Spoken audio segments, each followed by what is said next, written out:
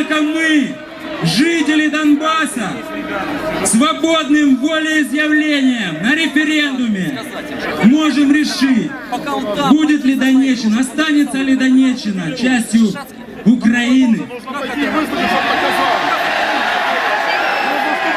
будет ли она какой-то независимой территорией,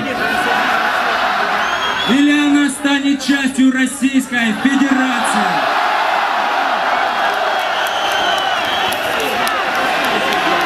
Армейских частей СБУ присягнуть на верность новой народной власти